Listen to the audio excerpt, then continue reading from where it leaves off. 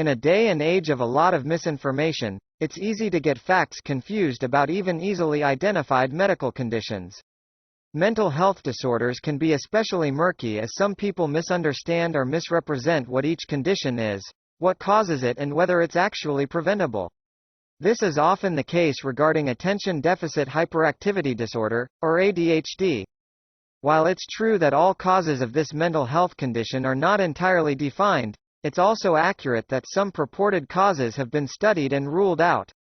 For instance, though some people say the disorder can be caused by dietary choices, vaccines, or even exposure to allergens at an early age, these ideas are not supported by scientific evidence. But other causes or contributing factors are, and it can be helpful to understand the part each factor plays and how to treat ADHD if you or a loved one is living with the disorder. The first thing to understand is that, with the exception of some research on how technology use might impact ADHD in teens and adults, the disorder is something a person has since birth and childhood and is not something that is believed to be caused by later behavioral or environmental factors. ADHD is a neurodevelopmental syndrome and is something that someone is born with, explains J. Russell Ramsey, Ph.D., a licensed psychologist and retired professor of clinical psychology with the University of Pennsylvania's Perelman School of Medicine. The most studied causes of ADHD is related to genetics, early child development, and risk factors associated with pregnancy. Some risk factors for development of ADHD include premature birth, fetal exposure to substances like alcohol or tobacco, or low birth weight, says Emma Hepburn, Ph.D., a clinical psychologist and author of A Toolkit for Your Emotions. While these things explain the existence of ADHD in some people, various external factors can still contribute to or exacerbate symptoms. ADHD is a complex genetic trait, says Ramsey. Its genetic expression can be influenced by interaction with environmental factors and stressors.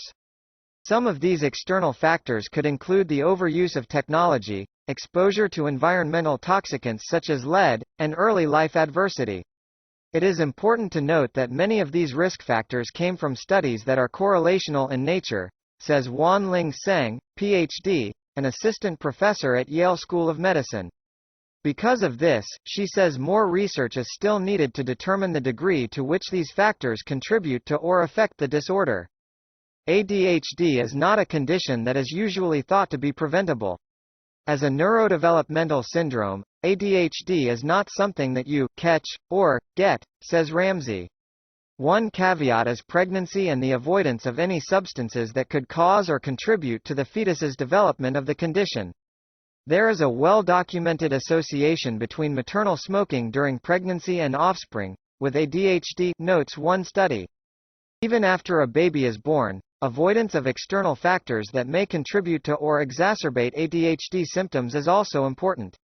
So is fostering an ideal growing and learning environment for children. Supporting children through childhood is a good practice to support healthy mental and physical development and a reduced risk of mental health conditions, says Hepburn. What's more, if any of the aforementioned known environmental risk factors turn out to be causal instead of correlational, then those factors could also be targets for ADHD prevention, says Seng. Regardless of the environmental and development factors that contribute to ADHD, it's a well-known and treatable condition. There are many effective, evidence-supported medical and non-medical treatments and other supports for ADHD across the lifespan, says Ramsey. These include pharmacological medication and making adjustments to educational settings, workplaces, and home life that can help better manage the effects of ADHD. Adult ADHD coaching also is another option that has been studied and can be helpful for adults with ADHD, offers Ramsey.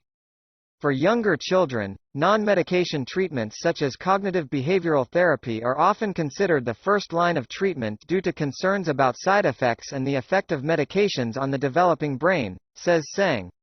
Such decisions are important to make under the direction of one's primary care provider. Treatment plans should be tailored to an individual's ADHD presentation and needs, advises Hepburn.